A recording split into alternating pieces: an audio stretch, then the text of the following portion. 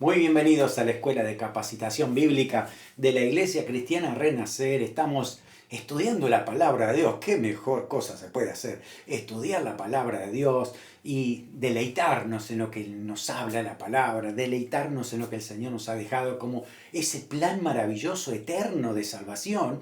Cada uno de esos libros que tiene la Biblia, 66 libros, ¿sí? Cada uno de ellos nosotros lo estamos estudiando de manera detenida, aparte de los demás, pero siempre conectado con el resto de los otros libros, porque entendemos que todo hay un hilo conductor, es Dios mismo trazando ese plan eterno, mostrándonos cómo llegó Jesucristo, cómo el Señor en la cruz de Calvario logró la salvación y lo que va a suceder de aquí a la eternidad. Así que no te pierdas la apasionante palabra del Señor. Hoy vamos a estar viendo el libro de Judas, es el anteúltimo libro, y Judas dice lo siguiente, el versículo 3.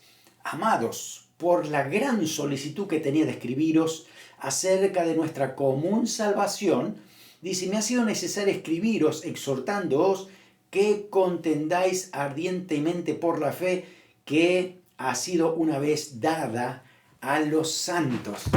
Es una exhortación para esa época y para nosotros, porque estamos viviendo la misma situación.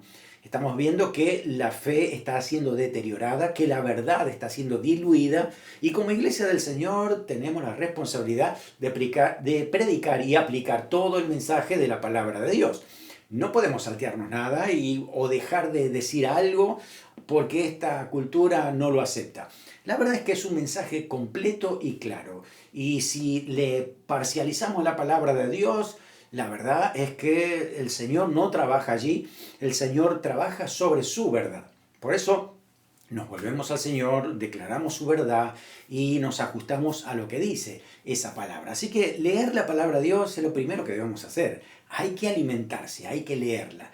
Luego también hay que estudiarla, hay que entenderla también, ¿no? Hay que aplicar, bueno, las leyes de hermenéutica, donde la misma Biblia, en la interpretación, a veces hay figuras literarias que se interpretan dentro de la misma Biblia, hay que entender a ver qué significan esas figuras, hacer un análisis de las personas, de unas palabras clave que hay allí también, así que todo eso es importante abocarse para cada día aprender más de la palabra de Dios, ser más profundo y uno estar seguro a la hora de ponerla en práctica, que es justamente lo que Dios ha dicho en su palabra. No es lo que dicen otros, no lo que a mí me gustaría que diga, sino es lo que Dios dice, pues eso es lo que se pone en práctica. Así que bueno, hoy vamos a ver el libro de Judas, y fíjense que hemos visto casi todo el libro, ya nos queda Judas y luego Apocalipsis. ¿Sabes qué estamos hablando aquí? Al final de todos, ahí está el libro de Judas. Es un libro corto, pero es bien importante. Yo no sé si alguna vez lo has leído, pero te estoy animando a que no solamente te quedes con esta clase. Tú lee ese libro, que es corto, investígalo, fíjate las palabras que tiene allí, la descripción que hace de estos últimos tiempos donde hay falsos profetas, como ya lo sabemos desde la época bíblica, ¿no? Entonces, ¿cómo discernir? ¿Cómo darnos cuenta quién tiene la verdad y quién no la tiene? Y Judas es un libro que ayuda mucho a entender esa verdad de Dios y lo que es falso, lo que no se ajusta a lo que Dios ha dicho. Así que ahí lo tenemos entonces al libro de Judas, y en esta clasificación que hacemos de libros, lo tenemos en las epístolas generales. Hablando de las epístolas generales, justamente son aquellas que tienen que ver con su contenido general para toda la iglesia. Además, bueno, cada una de estas cartas tienen el nombre del escritor, por eso decimos que son homónimos, ¿no? Entonces, aquí tenemos al escritor Judas, ahora vamos a decir cuál Judas es, porque podemos tener varios ahí en la Biblia. Y también, bueno, aquí estos libros contienen mucha doctrina, mucha enseñanza, pero no tanto la teórica, sino de la teórica a la práctica. Hay que ponerlo en práctica, hay que moverse, hay que darse cuenta que nuestra vida necesita la aplicación constante de la palabra de Dios. Así que recuerda que es una carta. Judas escribió este libro como una carta para que le llegue a alguien que la pueda leer. Bueno, así que ahí encontramos destinatarios, encontramos escritor, encontramos circunstancias por las cuales se escribe esa carta. Hay que leerla de corrido y, bueno, recordar que todo esto tiene bueno, es una carta de hace casi 2000 años atrás, así que hay que poner sentido, ¿no? Como dice la Escritura, hay que poner sentido para que podamos interpretar correctamente lo que dice la palabra del Señor. Nos estamos moviendo en este mundo del Nuevo Testamento, donde para esta fecha de que escribe Judas, ya Jerusalén había sido destruida, aquí no, destruida por los romanos en el año 70, y entonces, bueno, nos damos cuenta que no sabemos exactamente dónde estaría Judas, tal vez en la zona de Éfeso, esta zona donde también estaba Juan, ¿no? Había muchos de los discípulos que se habían enfocado en esta zona. También lo tenemos a Pablo, luego viajando a toda esta zona también. Bueno, ya para esta época Pablo ya no estaba, ¿no? Pero tenemos los seguidores de Pablo trabajando en todas estas iglesias para poder llegar con la palabra del Señor. Así que este es nuestro mapa. Cuando nosotros decimos, ¿a quién le escribe Judas? Le escribe a todas estas iglesias, a todas las que están por aquí. Recuerden que en ese momento lo que hacían era copiar esa carta para que otros también la pudieran recibir. Por eso hay copias, ¿no? A pesar de tantos años que han pasado, a pesar de la persecución, a pesar de cuántos han tratado de destruir la Biblia y sus originales, aún así tenemos muchas copias por eso mismo, porque las personas se lo pasaban y de esa manera entonces es como tenemos diferentes manuscritos hoy por hoy para hacer investigaciones y darnos cuenta que cuando comparamos todos los manuscritos, no hay grandes diferencias. Puede que de repente alguien escribió una palabra y se equivocó en una letra luego, posteriormente, pero eso es fácil de cotejar con todos los otros originales que hay. Así que estamos hablando de esta zona donde le llega la palabra del Señor.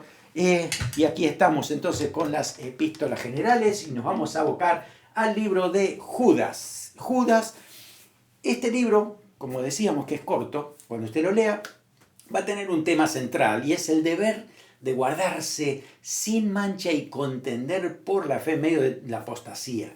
Ya había apostasía en esa época y se estaban proyectando para los últimos tiempos que va a ser mucho peor, ¿no? La verdad es como lo estamos viendo hoy, es terrible todo lo que está pasando. ¿Quién escribió esta carta? Ahí dice que es Judas. Y uno dice, ¿qué Judas? Pues Judas es el hermano de Santiago. Entonces, ¿qué posibilidades de Santiago tenemos que estén viviendo hasta este momento? Estamos viendo que no se trata de Judas Iscariote, no, porque ya había muerto hace, usted ya sabe la historia, murió cuando se suicidó luego que Jesús fue crucificado. Los otros Judas no tienen relevancia para la iglesia, ¿no? Para escribir esta carta, pero sí Judas, el hermano de Santiago, y este hermano de Santiago era el hermano del Señor Jesús. Vamos a explicar un poco la familia del Señor para tener en cuenta esto. María y José, ustedes recuerdan, ya estamos casi celebrando la Navidad también, y recordamos ese nacimiento, ¿no? Del Señor Jesucristo, pero María no fue concebida por José para que naciera Jesús. Usted recuerda la palabra del Señor, dice que María fue concebida por el Espíritu Santo para tener a Jesús. Así que José fue el padre adoptivo, por así decirlo, el que lo cuidaba cuando era niño, que estaba allí enseñándole las cosas, pero no era el padre biológico, ¿no? Porque María fue concebida por el Espíritu Santo y ahí nace Jesús, que es, dice, el primogénito. Dice, inclusive cuando uno va a Mateo, dice que José no conoció, es decir, no tuvo relaciones íntimas con María hasta que nació Jesús. Eso significa que después que nació Jesús, sí lo tuvieron. Entonces, que María haya sido virgen toda la vida y después hasta el día de hoy no es cierto según la Biblia, porque ha tenido varios hijos. Cuando vamos a la palabra de Dios, Jesús empezó a predicar y a enseñar y ahí en Nazaret y en la zona donde conocían a su familia, justamente sospechaban de él porque decíamos, nosotros lo conocemos, ¿cómo puede ser el Hijo de Dios si ha estado entre nosotros? Lo vimos desde niño, de hecho conocemos a su familia.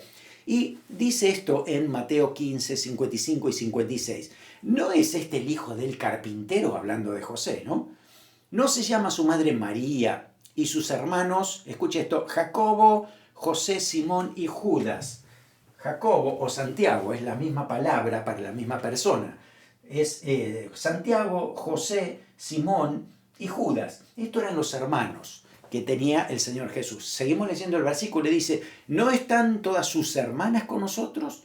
¿No? ¿De dónde? Entonces también había hermanas que no sabemos cuántas realmente tuvo. Así que Jesús tuvo muchos hermanos, ¿no? Obviamente que el padre de Jesús es el Padre Celestial, el Padre adoptivo fue José, así que todos ellos fueron los hermanos de Jesús aquí en la tierra, ¿no? Por parte de la unión de María y de José. Esa es la diferencia con Jesús.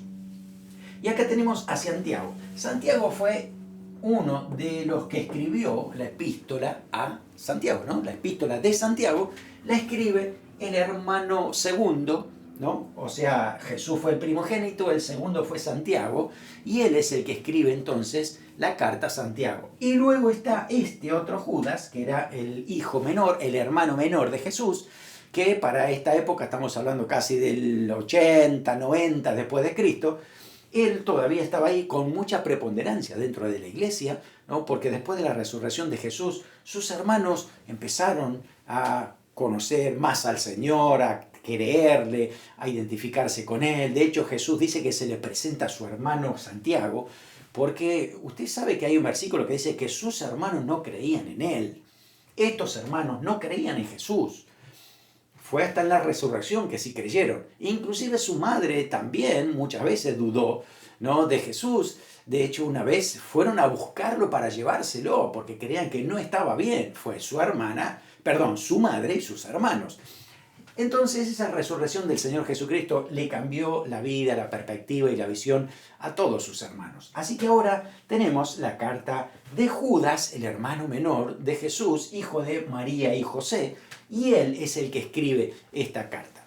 Así que Judas, como Santiago, eran personas bien importantes dentro de la iglesia de Cristo. No eran parte de los 12, pero estaban trabajando a la par de los apóstoles del Señor, mientras, bueno, permanecían. Muchos de ellos ya habían sido martirizados y no quedaban mucho para la época de que Judas escribe su carta, pero ahí está, Judas dando a conocer entonces lo que el Señor le habló y la exhortación que tenía como un hermano espiritual para toda la iglesia. Es importante también notar que en el original dice que todos ellos fueron hermanos de Jesús, ¿no? Así que al decir hermanos, la palabra griega es adelphos. ¿Por qué decimos? Porque hay algunos que piensan que ellos fueron primos de Jesús. Y la verdad, en el original dice adelphos, significa hermanos. Porque primo tiene otra palabra. La palabra primo, ¿sí?, la tengo aquí, es la palabra anepsios. Anepsios. Si hubiera dicho que los Santiago, José, Simón, Judas y estas hermanas de ellos eran primos de Jesús, hubieran usado esta palabra, pero no aparece esa palabra en el original para hablar de los hermanos de Jesús, sino la palabra adelphos, que significa literalmente hermano. Así que estamos hablando entonces de los hermanos literales de Jesús, ¿no?, que, bueno, al principio no creían, pero luego fueron tocados y sirvieron al Señor hasta las últimas consecuencias. Estamos hablando que esta carta se escribe entre el 80 y 90 después de Cristo por el contenido que tiene. El contenido es muy parecido a Segunda de Pedro, pero la diferencia es que Segunda de Pedro dice, cuidado que van a venir burladores, van a venir falsos profetas, y Judas dice, ya están entre nosotros. Así que se escribió después, ¿no?, porque ya con el tiempo justamente todo lo que predijo Pedro ya estaba cumpliéndose en la carta de Judas. Y además fue escrita después de la destrucción de Jerusalén, que fue en el año 70 después de Cristo. Así que estamos hablando a los judíos de todo Ponto, Galacia, Capadocia, Asia y Bitinia, el mapa que habíamos visto anteriormente, y para amonestarlos contra los falsos maestros, falsos hermanos, falsos profetas, apóstatas que se habían metido dentro de la iglesia. Judas 24 sería un pasaje clave para tener en cuenta, y dice, y aquel que es poderoso para guardaros sin caída y presentaros sin mancha delante de su gloria con gran alegría. Es decir, confiamos en el Señor, que Él es el que nos sostiene, nos va a ayudar para no caer, para no volver para atrás, sino ir hacia adelante, ¿no? El Señor es poderoso para guardarnos, eso es lo que dice Judas, así que vamos a confiar en la palabra de Dios y lo que el Señor nos ha hablado.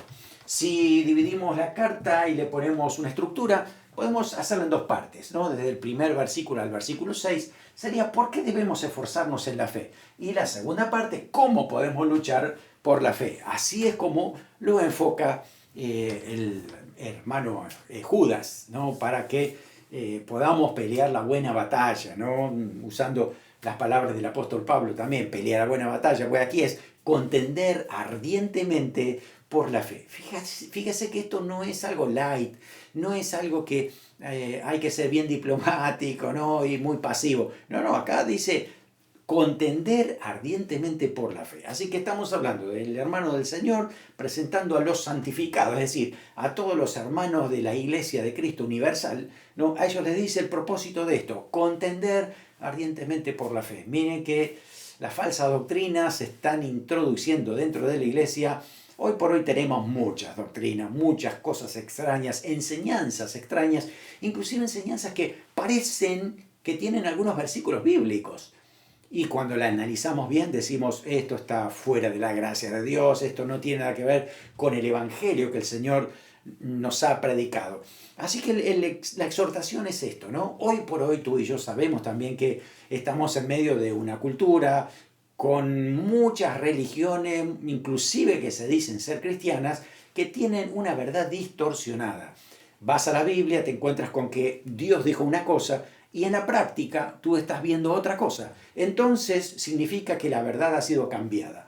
Eso es trágico, porque cuando el fundamento es quitado, cuando el fundamento es cambiado, todo el edificio se va a derrumbar. Es una realidad. Pero la iglesia de Cristo va a permanecer firme porque Jesús dijo, yo edificaré la iglesia y las puertas del Hades no prevalecerán contra ella. Y el fundamento es Jesucristo en base a lo que Él ya dijo, la palabra de Dios. Entonces, una iglesia que no está basada en la Biblia, en la palabra de Dios, correctamente interpretada y aplicada a todo lo que dice allí, esa iglesia no es verdadera. Por eso es importante fundamentarnos en la palabra de Dios y en lo que el Señor nos muestra allí. Así que aquí nos dice, ¿no? Algunos hombres han entrado encubiertamente, ¿no? Y esto de entrar encubiertamente significa la palabra, ¿no? Encubiertamente, significa que alguien se deslizó por una puerta lateral. Alguien se deslizó sigilosamente y se metió en el grupo sin que nadie se dé cuenta, ¿no? Entonces ahí es como de esa manera sigilosamente se introducen enseñanzas que no están de acuerdo a la palabra de Dios. Por eso dice que estas personas, bueno, que son al final impíos, convierten en libertinaje la gracia de Dios y niegan al Dios único, soberano y a nuestro Señor Jesucristo. Puede que no lo nieguen abiertamente, pero con algunos conceptos de doctrina hacen que nieguen la gracia de Dios, nieguen el sacrificio perfecto del Señor Jesucristo, nieguen la realidad de la santificación, donde uno deja el pecado para vivir por la gracia de Cristo. Entonces, el hecho de volver para atrás y vivir bajo el régimen del pecado, sin arrepentimiento verdadero, nos está dando una evidencia de que la verdad está distorsionada. Por eso, volver a la fuente, volver a la palabra de Dios, porque el libertinaje es terrible. El libertinaje hace creerle a la gente que tú puedes vivir como quieras. Si ya dijiste que Jesús es tu Salvador, con eso alcanza y sobra, así que vive como quieras. Entonces lo llevan a tener una vida libertina, una vida viviendo totalmente a los placeres de este mundo, del pecado. No hay diferencia entre lo que ofrece el mundo y lo que ofrece esta persona. Entonces la realidad es que el Señor está muy lejos de ese ambiente, ¿no? Por eso es necesario volver a la fuente otra vez. Hay una exhortación dura de Santiago. Dice que los que dejan de creer en toda la verdad de Dios, los que no creen, van a ser disciplinados. Fíjese, versículo 5 dice, mas quiero recordar ya una vez, habéis sabido que el Señor, habiendo salvado al pueblo, sacándolo de Egipto, después destruyó a los que no creyeron, ¿no? Es decir, el Señor dice aquí en Judas nos recuerda esto.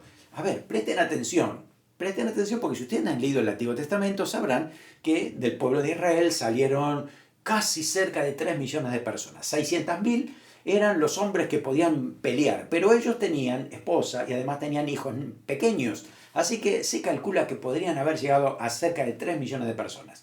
Sin embargo, en el camino, esos 600.000 que podían ser soldados del ejército de Israel, no le creyeron a Dios para entrar a la tierra prometida, y por 40 años dice que fueron muriendo uno a uno y quedaron postrados todos en el desierto, excepto Josué y Caleb. Son los que pudieron entrar porque le creyeron a Dios. Por eso la incredulidad es juzgada y además condenada por Dios. Aquel que no puede creer es terrible porque se está creyendo algo fuera de lo que Dios dice, está creyendo en sí mismo, está creyendo mentiras del diablo.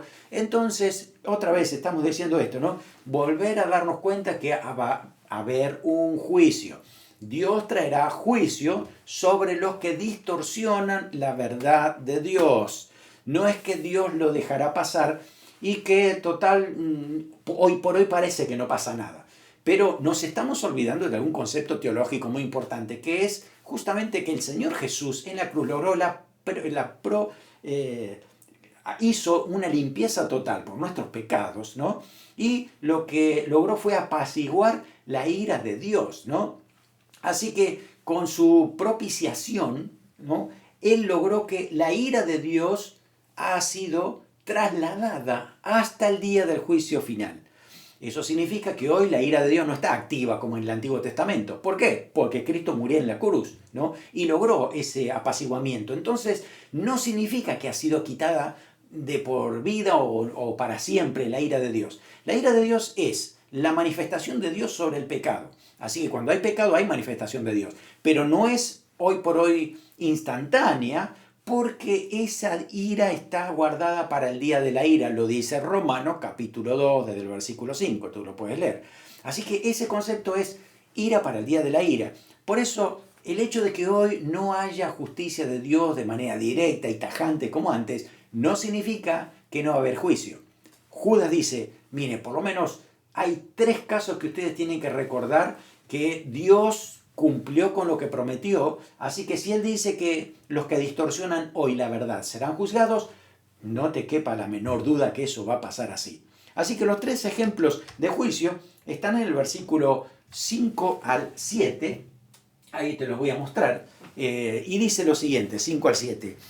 Dice, así que primero, recordando los que, habiendo sido salvado al pueblo sacándolo de Egipto, después destruyó a los que no creyeron, así que los israelitas incrédulos. Después dice el 6, a los ángeles que no guardaron su dignidad, sino que abandonaron su propia morada, los ha guardado bajo oscuridad en prisiones eternas para el día del juicio del gran día. Estamos hablando de ángeles que pecaron, ¿no? Ángeles que cayeron junto con Satanás, ¿no? La tercera parte de los ángeles, según Apocalipsis 12, y de estos hay muchísimos que hoy por hoy no los vemos, pero están actuando a favor del diablo, ¿no? Y estamos diciendo que son los ángeles caídos, espíritus inmundos o demonios, que son 3 nombres para la misma cosa. Así que estos ángeles, la tercera parte, están dando vueltas, pero no todos están libres. Ellos, los que están sueltos, están esperando la sentencia que va a venir de parte del Señor al final de los tiempos, ¿no? Pero hay muchos que están siendo hoy por hoy atados, ¿no? Dice Apocalipsis, hay muchos ángeles atados, por ejemplo, en el abismo, otro en el río Éufrates, para ser liberados para el tiempo final en lo que es la gran tribulación. Pero lo que cuenta es que los ángeles, aunque ellos tenían una posición elevada, estaban cerca del trono de Dios, estaban allí juntamente con Lucifer, pero si ellos pecaron y Dios los sentenció trayendo justicia, ¿ustedes creen que no va a actuar también con los que hoy, ¿no?, se hacen los que son reveladores y los que tienen la última palabra de Dios, pero la distorsionan totalmente? Dios también traerá juicio. Por eso es el mensaje que traza aquí Judas. Y además dice el versículo 6, versículo 7, como Sodoma y Gomorra, aquí está, Sodoma y Gomorra, como Sodoma y Gomorra y las ciudades vecinas, las cuales de la misma manera que aquellos, habiendo fornicado e ido en pos de vicios contra naturaleza, fueron puestos por ejemplo, sufriendo el castigo de fuego eterno. lea otra vez este pasaje, va a decir que Sodoma y Gomorra, igual que los otros, es decir, aquí hay algo que ha pasado, ¿no? Estos se han rebelado contra lo que Dios dijo, ¿no? Lo que Dios dijo en su palabra que iban a entrar, ellos se rebelaron. Los ángeles se rebelaron contra su posición original también. Y estos se rebelaron contra la naturaleza. Fíjese, en común tienen los tres que se rebelaron contra Dios. La rebeldía es el gran problema, ¿no? De que después va a tener sus consecuencias. La consecuencia es el juicio de Dios sobre todo aquel que se rebela contra Dios. El tema de Sodoma y Gomorra hay que tocarlo porque justamente estamos viendo en una realidad que hoy por hoy parece que lo que se habla, ¿no? De ir en contra de lo natural, ¿no? Parece que hoy puede pasar sobre la verdad de Dios y nada va a cambiar, pero no es así. Acá dice, habiendo fornicado e ido en pos de vicios contra naturaleza. Nota eso, ¿no? Vicios contra naturaleza, es decir, pecar contra lo natural, pecar contra lo que Dios estableció para cada persona. Así que es un paralelo de lo que es Romanos capítulo 1, donde dice que en la realidad que está describiendo también el apóstol Pablo allí, es que los que no le dieron gracias, no le reconocen a Dios como Señor, lo que hacen es rebelarse contra sí mismos, inclusive, ¿no? Han pecado, dice, hombres con hombres, mujeres con mujeres, dejando el uso natural, ¿no? Hablando justamente de relaciones fuera de lo que Dios ha estado establecido. Entonces aquí justamente es un pasaje paralelo donde dice, cuidado, porque Dios trajo juicio sobre Sodoma y Gomorra. Ojo que hoy no dejemos pasar esto diciendo, no va a pasar nada, Dios se va a olvidar de la situación porque Dios nos ama a todos. Sí, Dios nos ama, pero no nos olvidemos que Dios también es justo y su juicio también va a llegar. Por eso es importante recordar, Dios traerá juicio con todo aquel que se rebele contra su propia naturaleza. Aquí está claro, lo dice esto, por eso yo quiero alertar a toda persona para decir, ven a Cristo, el Señor tiene un cambio para tu vida, el Señor quiere transformarte, el Señor quiere que vayas en su dirección y cuando el Espíritu Santo realmente viene a tu corazón, tú dejas la rebeldía para someterte a la dirección del Espíritu Santo, a someterte a la obediencia a lo que Dios dice en su palabra. Así que todos somos transformados, porque dejamos el pecado, dejamos los vicios para venir a Cristo. Si alguien te predica algo diferente, dice Judas, este va a traer condenación y ese será también el que va a arrastrar a otros al pecado y al juicio de Dios también. Por eso hay 3 ejemplos de juicio que justamente se muestran allí. Así que la palabra clave justamente es esa, ¿no? La rebeldía. Y tener cuidado porque también la palabra de Dios dice que serán condenados. Desde 8 en adelante, entonces dice, ahora también los que predican, ¿no? Un evangelio light, los que predican una verdad distorsionada, le va a pasar lo mismo que a aquellos. Dice eso el versículo 8. No obstante, de la misma manera también estos soñadores mancillan la carne, rechazan la autoridad. Miren eso, rechazan la autoridad, blasfeman contra las potestades superiores. Así que estamos hablando de personas que justamente predican, ¿no? Y hablan muy bonito y parece que es aceptable, pero rechazan la autoridad, primero la de Dios y del Espíritu Santo, y segundo la autoridad de la palabra que dice cómo son las cosas, y tercero a toda autoridad de iglesia que quiere dirigirlos hacia la verdad del Señor. Así que hay una realidad que también está pasando justamente hoy también. ¿Cómo podemos evidenciarlos? Bueno, hay una descripción fuerte que dice justamente aquí Judas, dice y que estos hacen lo mismo, ¿no? Y cuidado porque no le tienen respeto a nadie. Cuando se ponen en su posición, no respetan a nadie. Acá dice, hay un pasaje, entre paréntesis, ¿no? Que habla acerca del cuerpo de Moisés, que estaba batallando el arcángel Miguel contra Satanás para llevarse el cuerpo. Quizá el diablo tendría sus propósitos de idolatría, de apartar al pueblo con el cuerpo de Moisés. Vaya uno a saber, podemos imaginarlo a eso también, ¿no?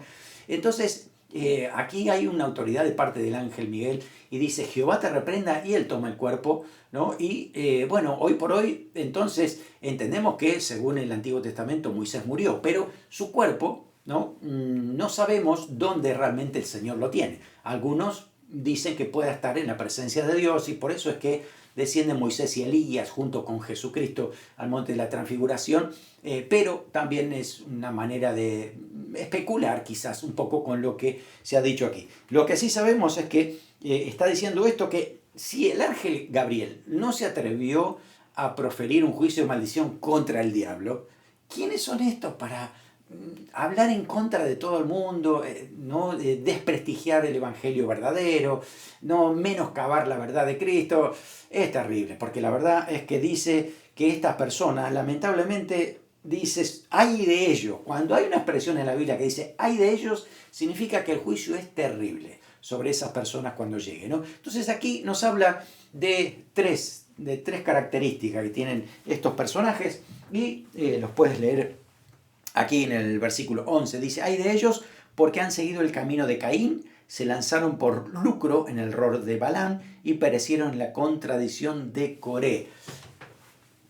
Tres ejemplos que hay en el Antiguo Testamento que hablan justamente de cómo Dios trajo juicio sobre personas que también llevaron a pecar a otros, ¿no? Acá está, el camino de Caín. El camino de Caín fue la envidia y mató a su hermano porque sus obras eran malas y las de su hermano justas. No pudo soportar de que otro pueda tener una relación tan directa con el Señor y él no.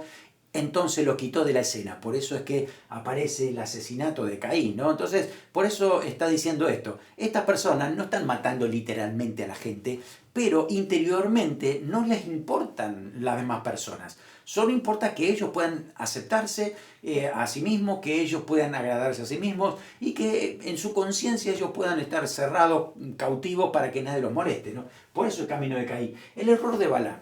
El error de Balaam. Estamos hablando de una persona que amó el premio de la maldad, amó el dinero. Por eso no era que él quería maldecir, pero Dios no se lo dejaba. Lo que él quería era dinero, que al final lo consiguió porque le dijo a Israel que, mira, si ustedes se reúnen, no, le dijo a los de Moab, si ustedes se reúnen con Israel y hacen una fiesta a los ídolos, Dios mismo los destruye. Y le dieron dinero por eso. Así que justamente esto, un profeta que predica por dinero, un profeta que es capaz de hacer cualquier cosa por dinero.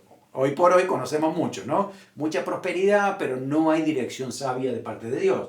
Contradicción de Coré. ¿Esto qué es? Rebeldía a la autoridad. ¿Acaso Moisés es el único líder? ¿No somos nosotros también líderes? ¿Acaso el pastor tiene la última palabra? ¿No somos todos también hijos de Dios? Entonces, por eso esta contradicción, esta rebeldía, es disciplinada por Dios, es castigada por Dios, ¿no? Y muchas veces uno dice, yo no sé qué me está pasando, hay situaciones que no me van bien, y bueno, fíjate si estás bien con todas las autoridades. Puede que de repente estás en una contradicción parecida y necesitas corrección y dirección. Es importante darnos cuenta que dice Judas que va a haber disciplina sobre aquellos que van por este camino. Y si ya siguen en este camino sin volver atrás, hay juicio directamente de Dios. Así que es importante darnos cuenta para entender qué es lo que Dios quiere hacer con esta situación. Por eso, a ver, está diciendo, esta gente está dentro de la iglesia, dice, versículo 12, manchas en vuestros ágapes, es decir, comían dentro de la iglesia juntamente con ellos, ¿no? Y dice, se apacientan a sí mismos. Fíjense todas las descripciones que hacen de estas personas: nubes sin agua, llevado de acá por allá por los vientos, no tienen fruto, ¿no? Están muertos, desarraigados, no tienen raíz en la palabra de Dios. Dense cuenta de esto, ¿no? Como ondas de mar que vienen y van para allá echando, dice, espuma, así también lo son ellos, ¿no? Entonces, bueno, que justamente son como estrellas errantes, fugaces, pasan y no dejan nada. Una realidad en cuanto a lo que va a pasar después también, ¿no? Y bueno, está hablando de que Dios va a traer juicio sobre estas personas, y hay que tener cuidado porque estos, dice, versículo 16, son murmuradores, querellosos, andan según sus propios deseos, cuya boca habla cosas infladas. Es decir, son palabras tan hermosas, ¿no? Altisonantes, grandilocuentes, que impactan a las personas. ¡Qué argumento! ¡Qué lindo! ¿Cómo habla? Me encanta cómo habla.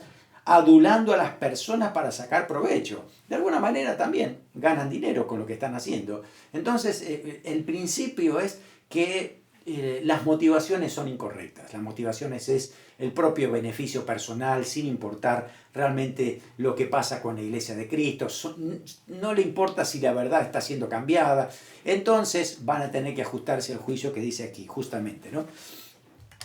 Bueno, muy bien. Así que, hablando de esto, entonces seguimos con la segunda parte, ¿no? Cómo luchar por todo esto. Y aquí entonces, bueno, Judas nos va a decir que tenemos que crecer, nosotros tenemos que darnos consejos sabios de la palabra de Dios para poder crecer y recordar muchas cosas cuando escuchamos esto, ¿no? Versículo 17, pero vosotros tened memoria de las palabras que antes fueron dichas por los apóstoles. Él está haciendo referencia, por ejemplo, a Pedro. Pedro ya lo dijo, ahora se está cumpliendo. Entonces nosotros hoy que leemos la palabra de Dios podemos decir, acuérdense de Judas, lo que él escribió, acuérdense de Santiago, de Juan, de Pablo, de Pedro. Es decir, acordémonos de todo lo que dice la palabra de Dios para la realidad que estamos viviendo, ¿no? A veces parece que el remanente fiel es pequeño, parece que los que son fieles a la palabra de Dios cada vez somos menos. Mira, siempre el Señor tiene ese remanente que está en todos los sitios del mundo, en todas las iglesias, porque aman la verdad y quieren que la verdad de Dios esté por sobre encima de todas las demás cosas. A ellos Dios los respalda y tienen una eternidad asegurada en el cielo, libre de todo juicio, porque son los verdaderos hijos de Dios que andan según el consejo del Señor. Bueno, a ver, ¿qué consejo nos da el apóstol Pablo? Fíjese, el hermano Judas. Versículo 20 dice, pero vosotros, amados, edificándonos sobre vuestra santísima fe, orando en el Espíritu Santo, conservados en el amor de Dios, esperando la misericordia de nuestro Señor Jesucristo. A los que dudan, convénzanlos. A otros hay que salvar arrebatándolos del fuego. Tened misericordia con temor, aborreciendo aún la ropa contaminada por su carne. Es decir, hay cosas que tú no debes involucrarte, ¿no? A veces, claro, cuando hay dinero de por medio y uno dice, bueno, mira, esta persona te ofrece dinero para que tú hagas o no hagas, mira, la verdad de Cristo no se vende ni se cambia. Así que cuidado con esas transacciones, por eso dice aquí, ¿no?, que hay que inclusive alejarse de todo aquello que pueda contaminar tu vida espiritual. Y por último, entonces nos deja una declaración de gloria, ¿no? Doxología significa palabras de gloria. Y los últimos versículos dice esto, al que es poderoso para guardaros sin caída, presentaros sin mancha delante de Dios, al único y sabio Dios nuestro Salvador, sea gloria y majestad, imperio y potencia, ahora por todos los siglos. Amén. Qué linda declaración que hace Judas.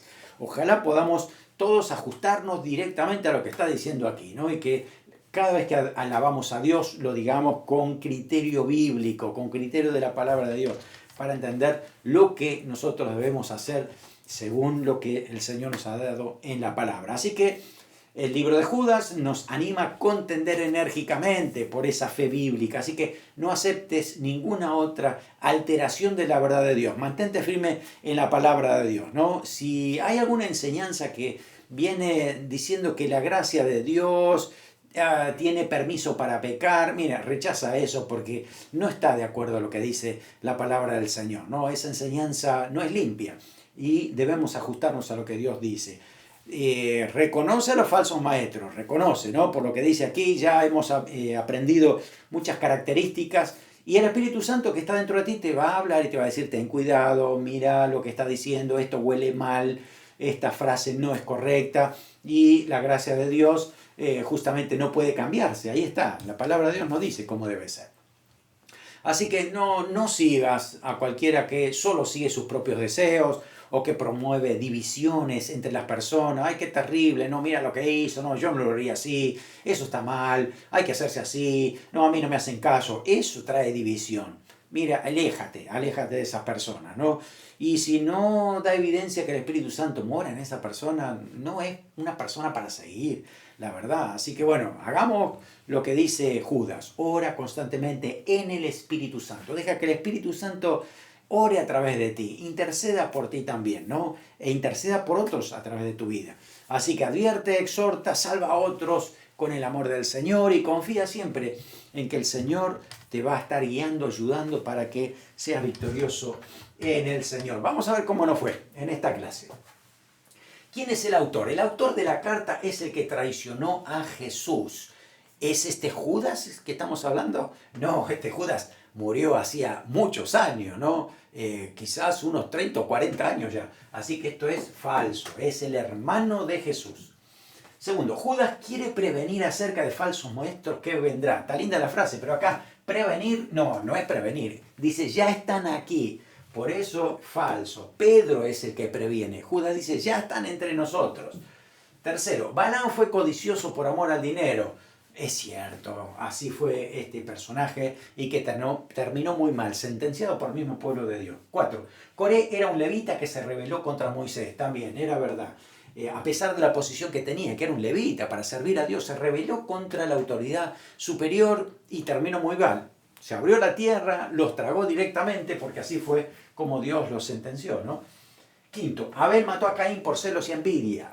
¿Qué piensa? ¿Que es verdadero o es falso? Míralo bien. Es falso. ¿Por qué? Porque Abel no fue el que mató a Caín, fue al revés. Caín fue el que mató a Abel. ¿Por qué? Por celos y envidia, exactamente. 6. Estos falsos profetas convertían en libertinaje la gracia de Dios, es decir, que vivían vida libertina. Qué terrible, era verdad eso, ¿no? Porque así es como estaban viviendo y no te extrañes porque hoy por hoy lo puedes ver en muchos otros lugares. 7. ¿Debemos ser celosos por la sana doctrina? Totalmente. Celosos significa que cuidamos, preservamos lo que dice la palabra de Dios y vivimos por esa verdad del Señor. 8. Judas nos anima a edificarnos orando en el Espíritu Santo. Sí, amén, orando en el Espíritu Santo. Deja que el Espíritu Santo te guíe siempre a la verdad. Y así entonces vamos a crecer en el Señor, recordando esto, que el Señor es poderoso para guardarnos sin caída, porque Él nos va a presentar sin mancha delante de su gloria con gran alegría. Y le damos gloria a ¿quién? Al único y sabio Dios, nuestro Salvador. Estamos hablando de Jesús, ¿eh? Dice, sea gloria y majestad, imperio y potencia, ahora y por todos los siglos, amén. Esto podía decir Judas, que era el hermano de Jesús, pero nunca habló de Jesús como un hermano de familia, sino como el Rey de Reyes. Está hablando como Dios, el Salvador, ¿no? El que es dueño de toda del imperio de la potencia por todos los siglos, la gloria y la majestad. Qué revelación tremenda que tenía Judas, ¿no? Ojalá que nosotros cada día podamos experimentar a este Cristo glorioso que transforma vidas, que cambia vidas, que nos da dirección espiritual. Oramos, Señor, gracias te damos por esta carta que nos previene de la verdad distorsionada, de la verdad cambiada, que nos previene de la falsificación de la gracia, Señor. Ayúdanos para que podamos mantenernos siempre en rectitud, discernimiento espiritual para entender cómo hoy por hoy funcionan, Señor, diversas doctrinas y tener cuidado de no cambiar tu verdad. Guíanos, Señor, impúlsanos en tu Espíritu Santo y ayúdanos a crecer siempre en tu verdad, en el nombre de Jesús. Amén. Que el Señor te bendiga ricamente.